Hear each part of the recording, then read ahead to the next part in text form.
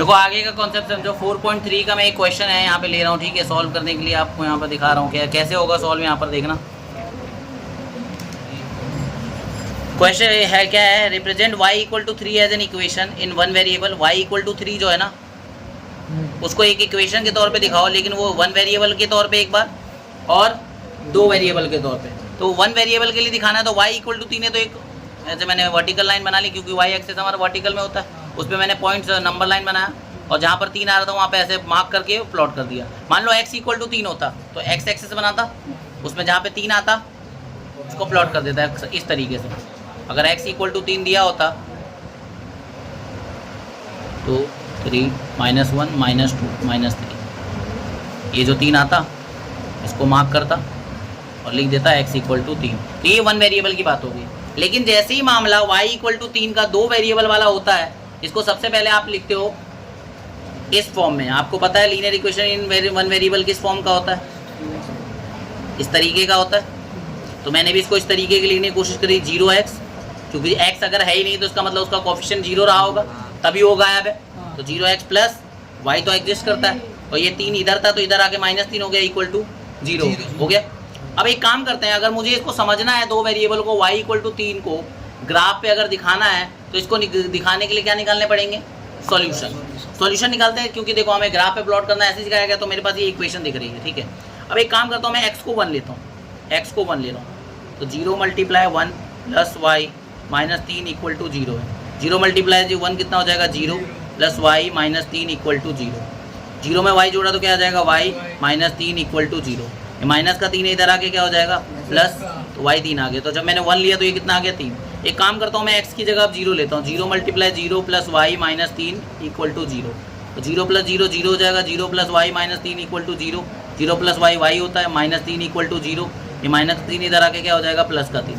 जब मैंने 0 लिया तो भी क्या आया 3 आया। मैं 2 लूँगा तो 0 × 2 प्लस y, देख सकते हो आप फिर से क्या आएगा वैल्यू 3 ही आएगा। y मेरा क्या आएगा, हर बार 3 आ रहा है, 0 प्लस y -3, सेम कंडीशन आ रही है। देखो y -3 इक्वल टू 0 हो गया, माइनस का तो इधर आके क्या हो जाएगा प्लस। तो जब मैंने x को 2 लिया तो भी y कितना आया 3 आया। अब ये कंडीशन है, एक काम करते हैं इसको प्लॉट करते हो। तो क्या क्या कोऑर्डिनेट मिल गए, 1,3 0,3 और 2,3। आपको पता है ग्राफ प्लॉट करने के लिए किसी भी इक्वेशन का आपको कितने दो कोऑर्डिनेट की जरूरत होती है, यहाँ तो 3 है। अब हमने पुट किया, ठीक है, पहले क्या था 1,3 था, 1,3 प्लॉट किया, देखो 1,3 यहीं आएगा। इसके बाद क्या था 0,3 था, 0,3 देखो 0,3 ये वाला बिंदु है, ये प्लॉट कर लिया। इसके अलावा है 2,3, तो 2,3 ये रहा, हो गया। अब इसके बाद अगर इनको जोड़ोगे तो क्या बनेगा, देखो एक लाइन बन रही है, ये 2,3 को रिप्रेजेंट करती है, ये बिंदु जो है 1,3 को और ये जो है 0,3 को। आप खुद देखो ध्यान से, ये जो लाइन है ये पैरेलल दिख रही है किसी एक्सिस के। इस एक्सिस को हम लोग क्या बोलते हैं, एक्स एक्सिस। क्या बोलते हैं, एक्स एक्सिस। तो ये y इक्वल टू 3 को रिप्रेजेंट करती है। ये इक्वेशन किसको रिप्रेजेंट करती है, y इक्वल टू 3 की तो थी, y इक्वल टू 3 से मैंने स्टैंडर्ड बनाया था। तो कहने का मतलब डायरेक्टली या इनडायरेक्टली बोलूँ मैं तो y इक्वल टू 3 की जो मैंने जब ग्राफ पे प्लॉट किया दो वेरिएबल के तौर पे, तो वो मुझे एक लाइन मिली जो कि किसके पैरेलल निकली, एक्स एक्सिस। इसका मतलब एक नोट वाली बात सुनना, अगर y इक्वल टू कोई नंबर है, मान लो a है, y इक्वल टू a का मतलब a equal to a is any number, y equal to a का मतलब है a कोई नंबर है, या x इक्वल टू a है। a का मतलब क्या है, यहाँ पर कोई एक नंबर हो, जैसे y इक्वल टू 3 हो, x इक्वल टू 3 हो, या y इक्वल टू 5 हो, या -5 हो, x इक्वल टू -2 हो, कुछ भी हो सकता है। एक ही जगह आप प्लस का माइनस का कुछ भी ले सकते हो, ठीक है। ऐसा करने के बाद क्या समझ आता है हमें कि जब हमने जैसे y इक्वल टू 3 लिया तो उसका जो ग्राफ आया linear equation in two variable के तौर पे वो पैरेलल आया एक्स एक्सिस के। अगर मैं x इक्वल टू 3 या कुछ और लेता तो ये क्या होता, ये पैरेलल होता किसके, y एक्सिस।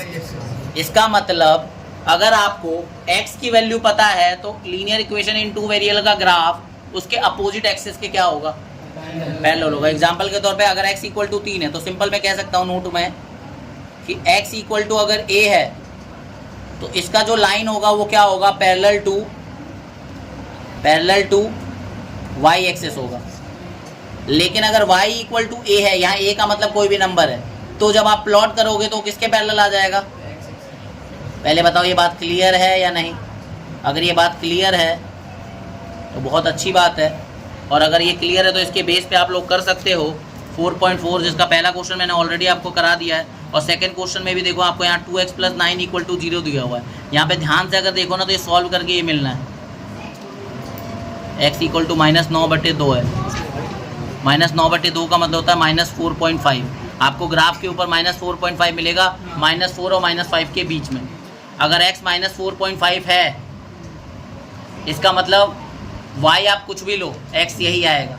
और ये जो लाइन बनेगी -4.5 के ऊपर, -4.5 जहाँ पर होगा, जैसे ये देखो -4.5 यहाँ होगा, यहाँ पर एक ऐसी सीधी लाइन बनेगी जो क्या होगी?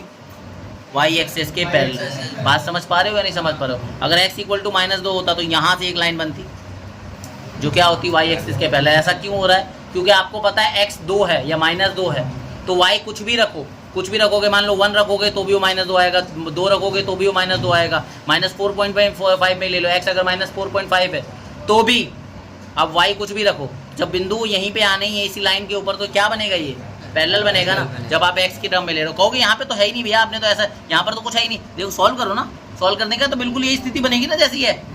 तो 1 वेरिएबल में तो सिंपल, 1 वेरिएबल में कुछ नहीं करना है। 1 वेरिएबल में तो एक लाइन बनेगी, -4 और 5 जहाँ पे आएगा, -4 और 5 आएगा, उसके बीच में ऐसे लोकेट कर देंगे -4.5 x =।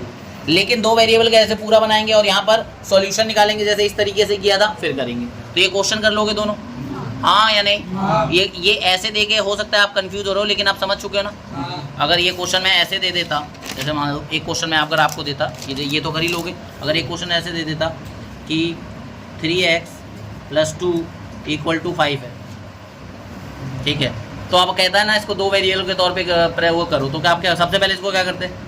सॉल्व। क्या है सॉल्व करके? x = 1 है, इसको कर सकते हो कि नहीं कर सकते हो? इसको लिखते तुम फिर ऐसे, x + 0y - 1 = 0। ये हो गया हमारी स्टैंडर्ड फॉर्म। फिर इसके 3 सॉल्यूशन निकालते, यहाँ बॉक्स बनाते, x y 3 सॉल्यूशन आते, फिर उसका क्या बना देते? ग्राफ। बोलो समझ आया या नहीं आया? तो इस तरीके से 4.4 हो जाएगी या नहीं हो जाएगी, ये बताओ। तो मैंने आपको ये समझा दिया, अब आप 4.4 होमवर्क में कर लेना। ऑलरेडी मैं सॉल्व कर चुका हूँ, एक कर ही दिया हूँ, दूसरा आपको करना है। तो इसी के साथ आपका NCERT, पुरानी NCERT से लीनियर इक्वेशन इन 2 वेरिएबल खत्म होता है। तो आप इसको कर लेंगे कंप्लीट। आई बात समझ? ठीक है। फिर मैं आपको कुछ MCQs क्वेश्चन भेजूंगा होमवर्क में, वो आपको करके लाना है, ठीक है। चैप्टर ओवर हो चुका है, तो 4.4 के साथ आप क्या करके लाओगे? MCQs के कुछ क्वेश्चन जो मैं आपको सेंड करूँगा, वो MCQs में बता देता हूँ। NCERT एग्जाम्पलर की फर्स्ट एक्सरसाइज से होगी जो MCQs होंगे आपके, ठीक है। जहाँ सॉल्विंग की नीड होगी वहाँ आप सॉल्व करना, डायरेक्टली आंसर लिखने की जरूरत नहीं है, सॉल्व करना है। कहने के लिए MCQs, लेकिन सॉल्विंग की नीड है तो आपको सॉल्व करना होगा, ठीक है। पक्का? चलो।